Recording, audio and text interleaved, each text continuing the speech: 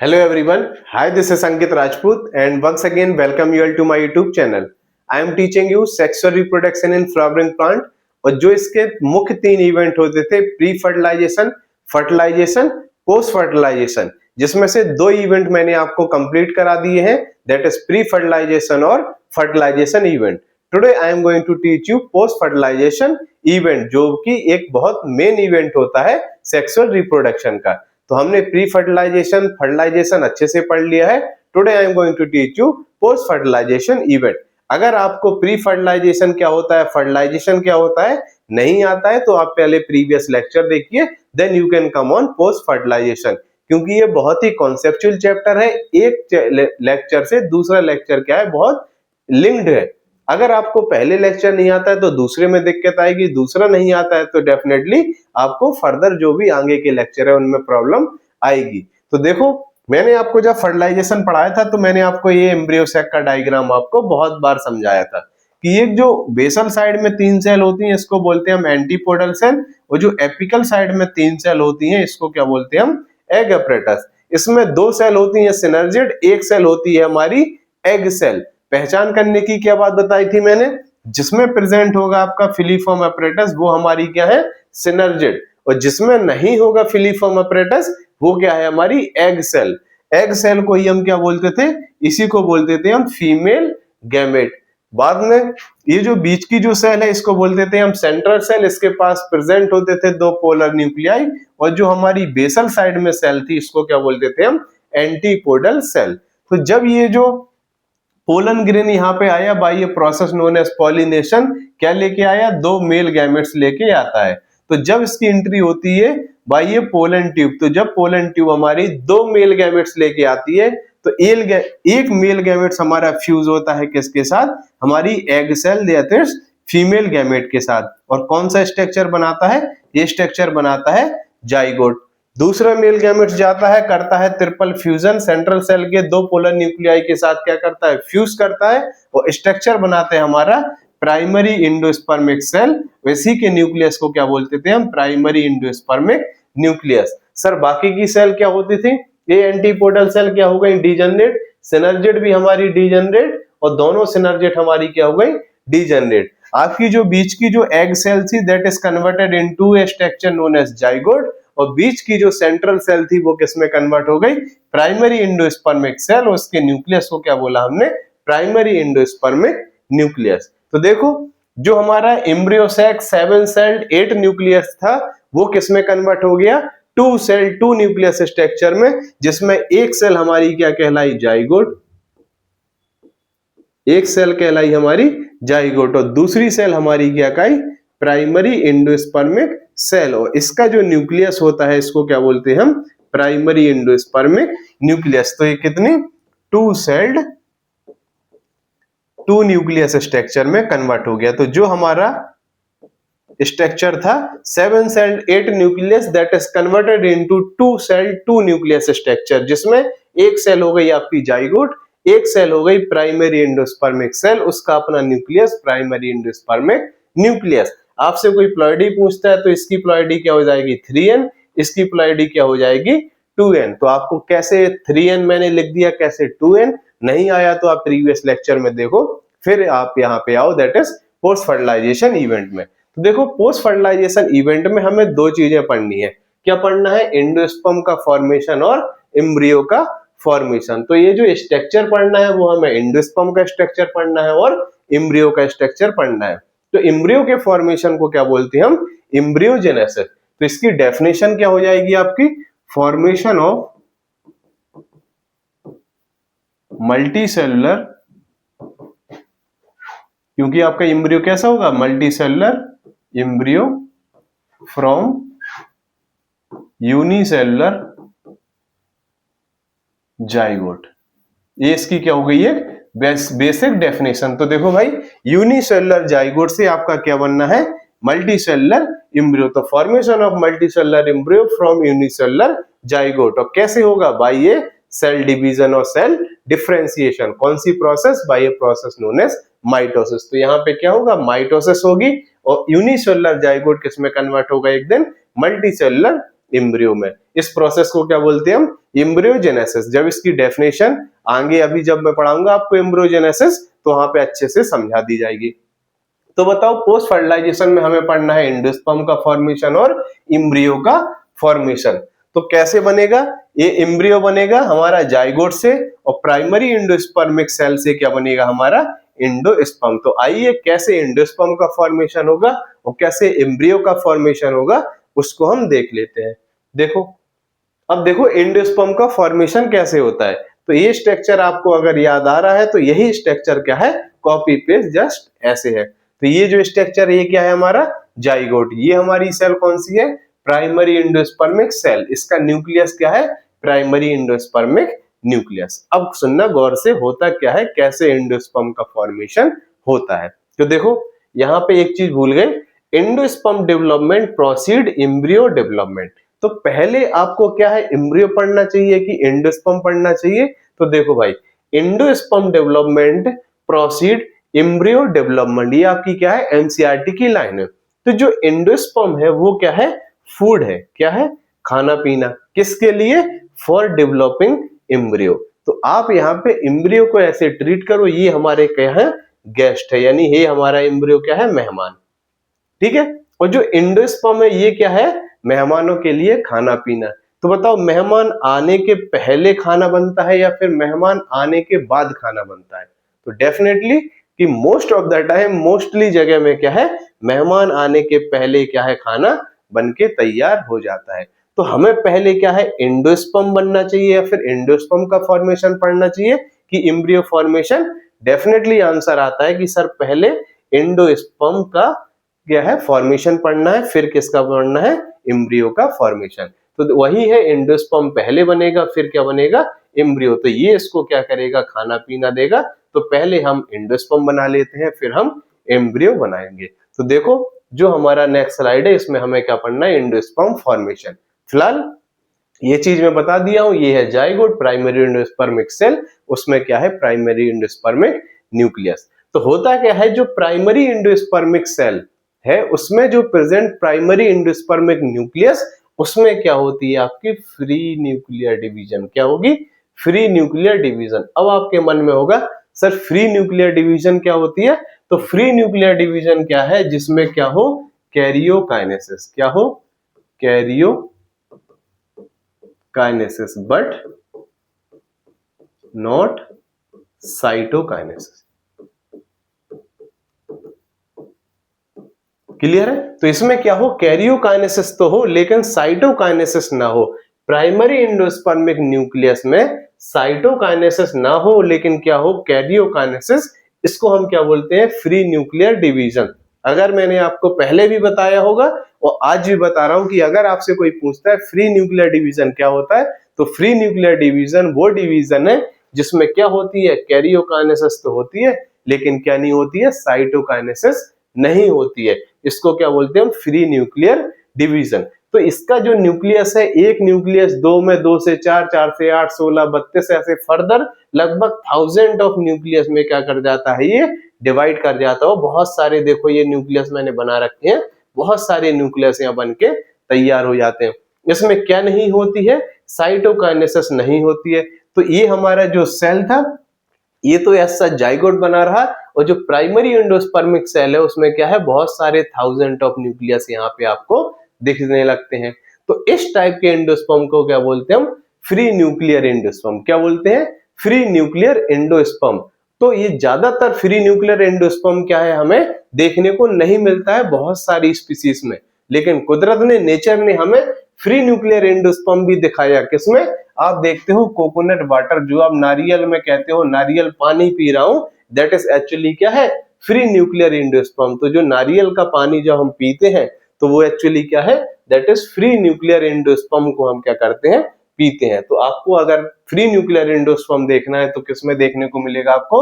नारियल में। और नारियल में भी जब आप कच्चा नारियल पीते हो, कोकोनट वाटर जब पीते हो, तो वो क्या है? Actually free nuclear endosperm. तो फ्री न्यूक्लियर एंडोस्पर्म से किसमें कन्वर्ट होता है? ये कन्वर्ट होता है हैलोबियल एंडोस्पर्म में। किसमें? हैलोबियल एंडोस्पर्म। तो देखो प्राइमरी एंडोस्पर्मिक न्यूक्लियस में क्या हुई? Free nuclear division. Free nuclear division में क्या हुई, कैरियोकाइनेसिस तो हुई लेकिन क्या नहीं हुई, साइटोकाइनेसिस। अब क्या है कि जब फ्री न्यूक्लियर एंडोस्पर्म बन गया तो फ्री न्यूक्लियर एंडोस्पर्म से जब कन्वर्ट होता है हेलोवियल एंडोस्पर्म, ये बीच की अवस्था होती है between free nuclear endosperm and cellular endosperm, तो बीच में क्या होता है, हेलोवियल एंडोस्पर्म। तो हेलोवियल एंडोस्पर्म में क्या होने लगती है, साइटोकाइनेसिस। देखो ये है बहुत सारे न्यूक्लियस, इनमें क्या है, ये सेल बनना शुरू हो गई, ये क्या है, ये देखो साइटोकाइनेसिस शुरू हो गई। तो ऐसा एंडोस्पर्म जिसमें फ्री न्यूक्लियस भी है प्लस साइटोकाइनेसिस वाले न्यूक्लियस भी है, तो उसको क्या बोलते हैं हम, हेलोवियल एंडोस्पर्म। हेलोवियल एंडोस्पर्म आपको मैं बता दूं तो यही क्या है एक्चुअली हमारा, जो आप कहते हो मलाई वाला नारियल, ठीक है। तो जब आप मलाई वाला नारियल जिसमें जो आप मलाई खाते हो वो एक्चुअली क्या है, हेलोवियल एंडोस्पर्म।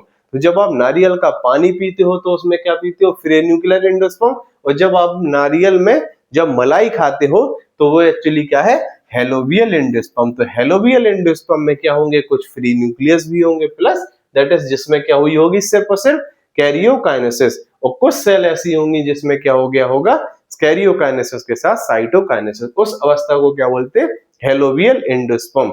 हेलोवियल एंडोस्पर्म एक्चुअली क्या है, मलाई वाला नारियल। फिर आता है इसका सेलुलर एंडोस्पर्म। तो जितने भी न्यूक्लियस थे सभी में क्या हो चुकी है, साइटोकाइनेसिस। क्या हो चुकी है, साइटोकाइनेसिस। इसमें कोई साइटोकाइनेसिस नहीं, सिर्फ और सिर्फ कैरियोकाइनेसिस, साइटोकाइनेसिस प्लस कैरियोकाइनेसिस। इसमें सभी में क्या हो चुकी है, कैरियोकाइनेसिस के साथ साथ साइटोकाइनेसिस भी हो चुकी है। तो इस टाइप के एंडोस्पर्म को क्या बोलते हैं हम, सेलुलर एंडोस्पर्म।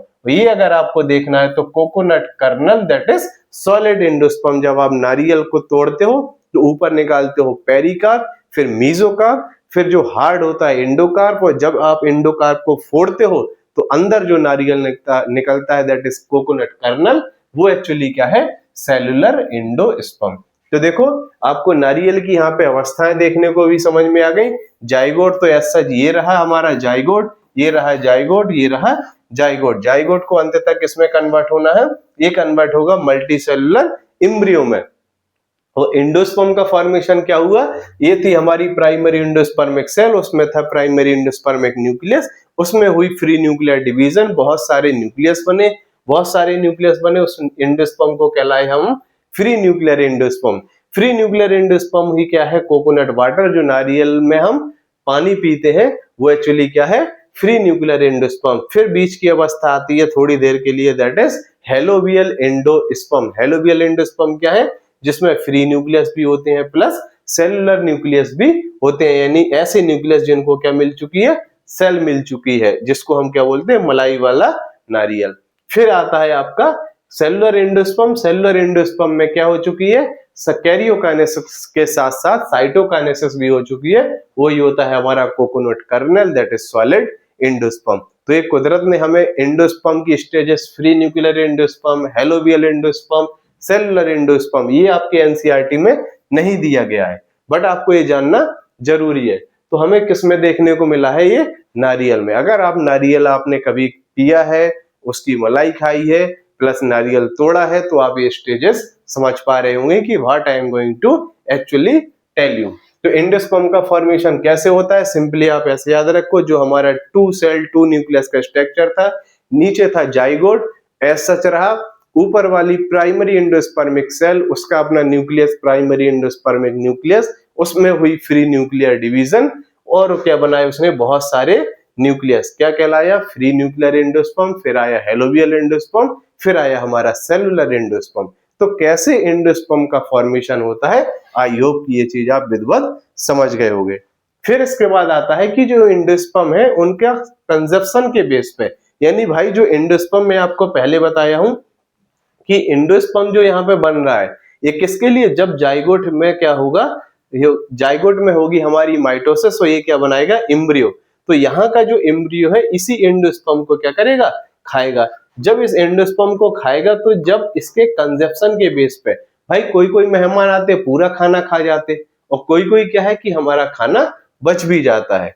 तो यहाँ पे देखो, जब हमारा एम्ब्रियो या तो पूरा एंडोस्पर्म चट कर जाएगा या फिर हमारा थोड़ा बहुत एंडोस्पर्म बचा रहेगा, तो उसी के बेस पे हमारी सीड भी 2 टाइप के होते हैं। जैसे endosperm on the basis of their consumption, ये दो टाइप के हैं, नॉन एल्बुमिनस सीड या फिर उसी को क्या बोलते हैं, एक्स एल्बुमिनस सीड या फिर एंडोस्पर्मिक सीड या फिर एल्बुमिनस सीड। आइए इसको छोड़ो, पहले हम इसको देखते हैं कि एंडोस्पर्म के बेसिस पे इसको, कंजप्शन के बेस पे जब हमने इसको डिवाइड किया है तो कैसे। तो ये पढ़ो, endosperm totally consumed by developing embryo, यानी जो आपका एम्ब्रियो है ये हमारा क्या हो गया, मान लो एंडोस्पर्म, ठीक है, ये हमारा एम्ब्रियो है।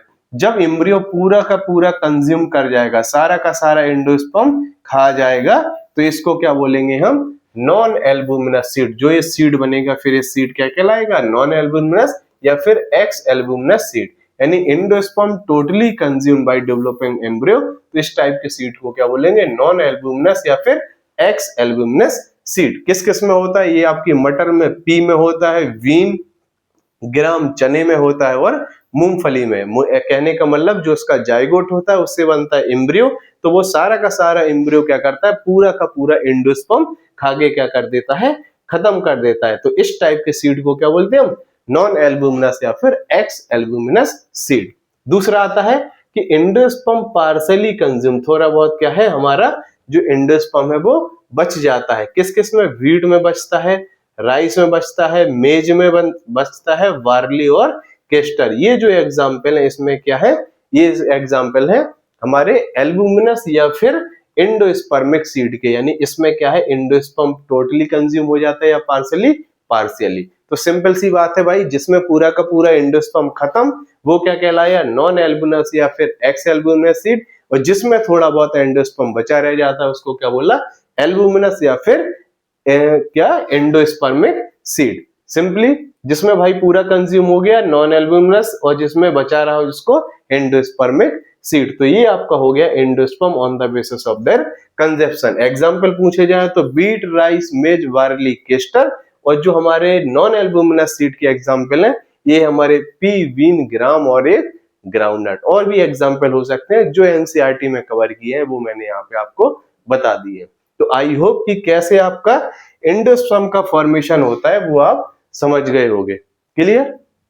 तो एंडोस्पर्म का फॉर्मेशन हो गया, और ये एंडोस्पर्म के बेसिस पे एक कुछ क्लासिफिकेशन था into albuminous, non albuminous, endospermic और कौन सा, एल्बुमिनस सीड। तो ये मैंने आपको समझा दिया है। तो आई होप कि ये चीज आपको समझ में आ गई होगी। अब हम अगला जो मैं वीडियो बनाऊंगा वो बनाऊंगा आपका एम्ब्रियो डेवलपमेंट।